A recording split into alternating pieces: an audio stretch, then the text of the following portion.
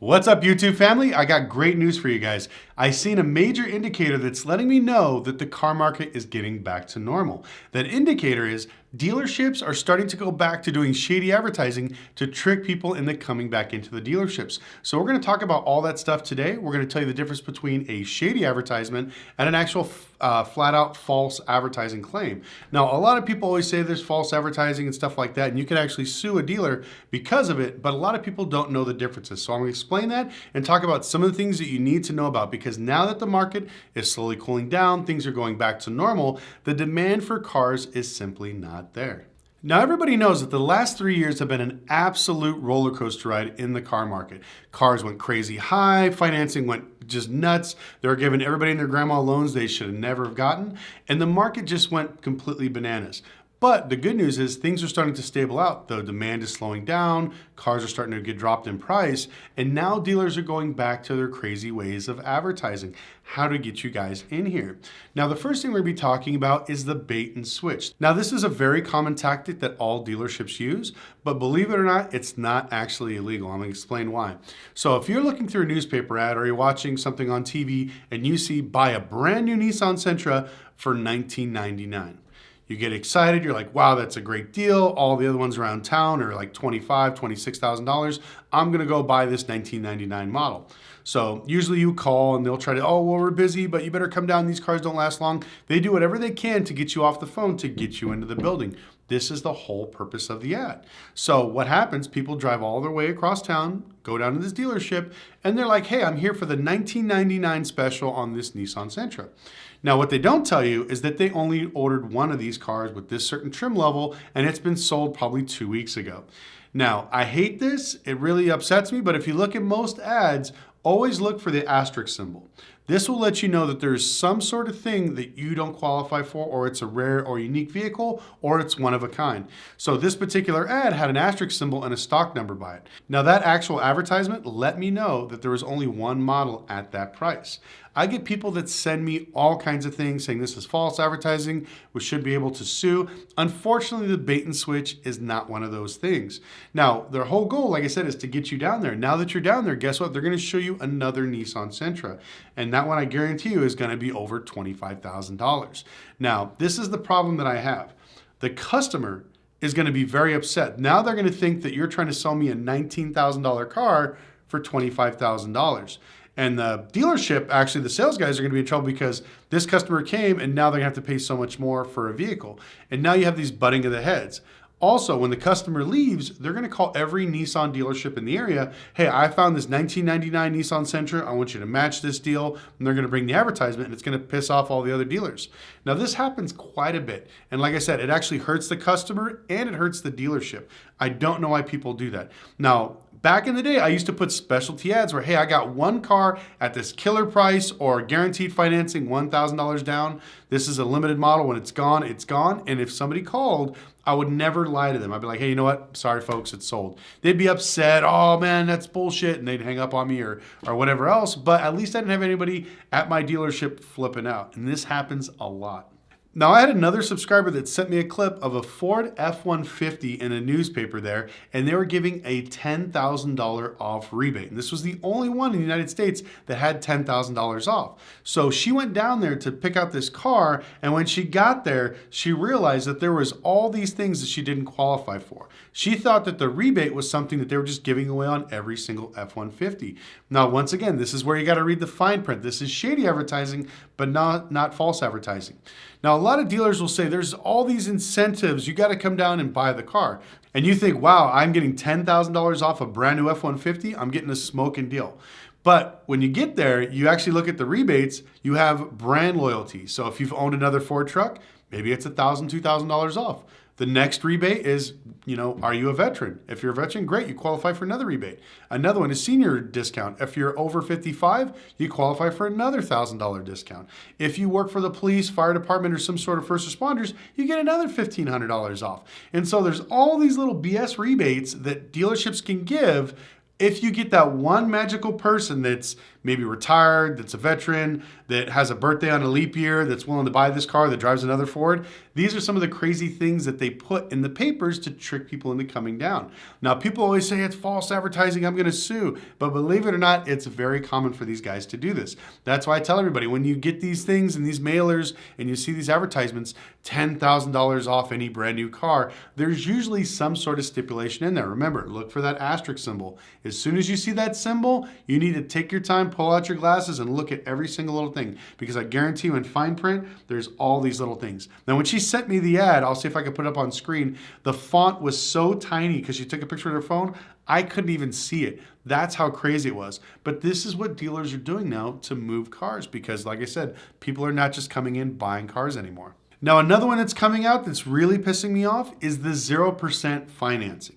Now, I know a lot of people are in the market for cars because the prices are going down and they can find the makes and models that they want. But a lot of people are waiting because they don't want to pay very high interest. Nobody wants to buy a brand new car at 10%. So what happens is these dealers trick people. On this big flyer I saw, they put 0% up top. They put trucks, cars, SUVs, vans, and then at the very bottom, they had a little EV. Now, what they don't tell you, and there's an asterisk symbol against that 0%, is that you don't get 0% on any of the cars you want. It's only the EV models. So now you're sitting here thinking, wow, I'm going to get 0% on this brand new truck. I'm going to get a good deal, work my thing, magic, and get a better deal. And when you get there, you find out that, hey, you know what? Sorry, folks, it's 10% interest. You thought your payments were going to be $800. Congratulations, it's $1,450. And so these are some of the things that people keep running into over and over again. Now, is it false advertising? No, because one car on that page does qualify. And once again, there was an asterisk symbol on this actual page to let us know that it was only for particular EVs. Now 0% financing is usually a good deal, but it's only there because they can't move these specific models. Now, one thing I'm going to tell you is if you ever get offered 0% on a vehicle, you need to be very worried, and you have to read all the fine print, because manufacturers and dealers never offer this type of incentive rate unless they're getting rid of a car that's simply not moving. That's why you see a lot of them on EVs. Or if you go to like Dodge, there's massive incentives on trucks and SUVs because they're not selling. They have a high supply. So they may sell you a car at full retail instead of discounting you the actual MSRP, which they're doing on a lot of cars. So you have to be very careful when you actually buy these cars. See what they're putting on there, and then also say, well, I don't want to take your captive lender. Give me a decent rate. I want to see what I can get the lowest price possible. And then they'll probably move you over to traditional financing. But every time you think there's a good deal, there's always something behind it. So when it comes to dealer advertisings, you have to be very, very careful. Now, I've gotten a few people messaging me because they're upside down in their cars, and there was a lot of dealerships in their local town saying, we will pay off your car, come trade it in. And so they started going in there trying to buy a new car, and they keep getting told no because they're so upside down in their car. Now, that has to be false advertising, right? No, it says on all qualified deals. Now, they usually don't tell you this, or they'll put OAC on approved credit, and that pretty much covers them for everything. Like, hey, your credit doesn't really approve you for having a negative $30,000 equity on your car. Now, this one has riled up a lot of people. I've actually seen news stories about it where people literally drove across state lines to go trade in their car, trucks, or whatever to get into something newer with a lower payment, just to find out that they couldn't do it. They had to either put $10,000, $20,000, $30,000 down because they're so upside down in their cars. Now, this one I'm going to blame mostly the people, not really the dealer, because one, a lot of people bought cars they shouldn't have bought 3 or 4 years ago. And especially if you're driving out of state, you need to always double check. Like I said, there's always some sort of trick that the dealer is doing to get you in there. Now, the next one we're going to be talking about are all the car sites for sale. Now, unfortunately, dealers do a lot of shady stuff, but I feel that these websites like Car Gurus, Auto Trader, Cars.com are all doing these things to force dealers to lie to you. Now, what I mean by this is they're always worried about the one thing, the price. People never compare apples to apples or orange to oranges. They always look at the one thing, price. Price is their indicator. They want to get the nicest car for the cheapest amount of money. And this sets up a lot of people for failure. So when you're looking on Car Gurus, the first thing you see is the cheapest car. Hey, look, this is a good deal. This is a great deal. And so you click on that car and that's the one you want to buy. But the problem is you don't read the fine print. All these cars that you see on there is their sales price. Now, I absolutely hated this when I had my dealership because I didn't want to lie to customers. I would put everything on the actual site, what my car costed. The only thing I wouldn't include was tax and title because I didn't know if you were paying tax on either a trade-in or cash, you live out of state. These are the things that I can't really figure out until you actually get there. But everything else was in there. Now, one thing that these sites do to help dealers basically lie about the prices is they say this is the sales price that does not include fees. Now, dealers have gotten really crazy when it comes to fees. Now, traditionally, there'd be like maybe a doc fee, tax, title, and license. That's typically what it means by fees. But what these dealers figured out is, you know what, I'm going to put all these extra fees to show that these are additional on top of what you're buying the car for, just so we can have the lowest price online. And this screwed up the market and basically caused a race to the bottom. So if I buy a car for $25,000 at auction, I buy that. You're going to have an auction fee, and then you're going to bring it back to the shop. You're going to recondition it, maybe change the tires, do a tune-up, do some other stuff. That's going to be added on there. And then you have maybe like your miscellaneous, your profit, your doc fee, everything else, add another $1,000. So when you're done, this $25,000 car should be selling, right around $30,000. That's what I would post mine for because I wanted to be honest. Hey, my car's $30,000.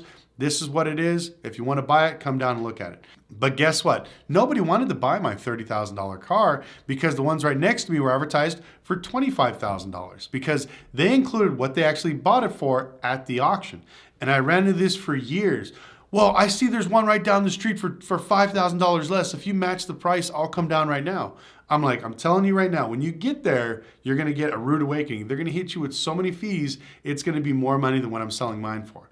And sure enough, every time people go down there, hey, I'm here to buy this $25,000 Toyota Camry.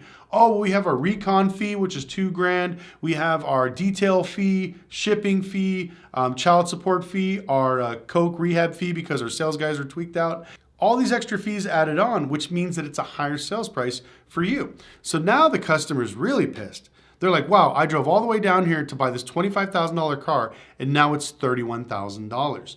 What the hell? And so now they look at my car that's really priced at $30,000 and they're thinking, oh man, these guys are probably even more expensive because when I get there, they're going to add more fees too. And so now I'm losing sales for being honest while these other dealers are just lying to everybody. Now, if this has happened to you, please comment in the section below because I didn't see it a whole lot during the pandemic. People didn't add on the MSRPs. That was the biggest thing I saw that people were thinking they were getting it for actual MSRP, no markup. But now that things are slowing down, now we're seeing used cars, new cars, everybody doing all this crazy bait and switch stuff to get you in here to hopefully buy a car. And I think it's only going to get worse. So my advice to you guys, if you're looking to buy a car, one, get pre-approved. Talk to your credit union, your local bank, figure out what you can get and what your actual numbers are. You don't want to be disappointed because you think you can have an $800 payment, but you really only qualify for a $600 payment. The lending rules have changed since probably the last time you bought a car. So go in, get pre-approved, and at least know where you stand. Now, after you have the numbers from your bank, then you physically start going in or calling on the phone to multiple dealerships. And I'm going to tell you this right now. Don't be lazy. This is a major purchase. Take your time, talk to multiple people. Even as a dealer, I tell people, if you don't like this car, go around, you'll come back if you like it or if it was meant to be. Go to multiple dealerships in multiple areas and say, hey, I'm looking for this particular car. What's the best price you can give me? And a lot of times, if you're serious about it, go there. Show them the check from your credit union. Say, look, I'm ready to buy this thing. Give me your best numbers because I'm going to look at 2 other dealerships and I'm buying Friday. And just keep going around getting as much info as you can because I promise you, you're going to be bouncing around and eventually one dealer is going to need a sale at the end of the month. They're probably going to drop their pants on that particular deal to help you get into that car. But if they know that most people are lazy and it's literally like dealerships send out these flyers because they know that if you're in a 10-mile radius, you're probably not going to drive out of town. But for the few people that drive, like even me, every car that I've ever bought is outside of Las Vegas. I've flown to Miami, Dallas, New York. I go to California a lot to buy cars. There's no deals here where I'm at. Now, Vegas dealers unfortunately believe that since we're stuck in the middle of the desert, you have to pay these crazy prices. If not, you have to fly, or drive hundreds of miles to get another deal. I say it's worth it. When I hear people crying and complaining, oh, I can't get a good deal, blah, blah, blah, and I message them, I'm like, hey, well, there's cars in the next state over that are cheaper. Oh, I don't want to drive. I don't want to fly. And I'm like, you don't want to drive or fly to save, $5,000, $6,000, $7,000. No, I just want to buy it in my backyard for cheaper. So half of it is on the dealers, the other half is on the customers. If you're gonna find a good deal, keep looking. But I wanna thank you guys so much for watching. We're almost about to break 450,000 subs, which is a true blessing. I wanna thank you guys so much for that. We were the largest automotive dealership channel for a while, and another guy just beat me. He's up to 470. My goal for this year is I wanna get to 1 million subs. I got a bunch of crazy stuff planned. We're gonna be doing some fun builds. I haven't really brought a lot of YouTubers onto my channel. I know a lot of really cool YouTubers that do different things: finance, carpentry, mechanical work, builders, car review guys. So, I kind of kept my channel, very bland about how auto market and everything else, because this is something that I love and I know people want to be informed about. But if you guys like to see other people jump on the channel for some quick conversation, I did Brandon's channel not too long ago, Car Questions Answered. Good guy. We're trying to build our group of automotive YouTubers to share information to hopefully let people know that the car market is getting better and things are going back to normal. But it is nice to switch it up every now and then. But anyways, thanks again so much for watching, and thank you again so much for helping me get to 450,000 subs. Please follow me on Instagram at Lucky Lopez, and we'll see you next video.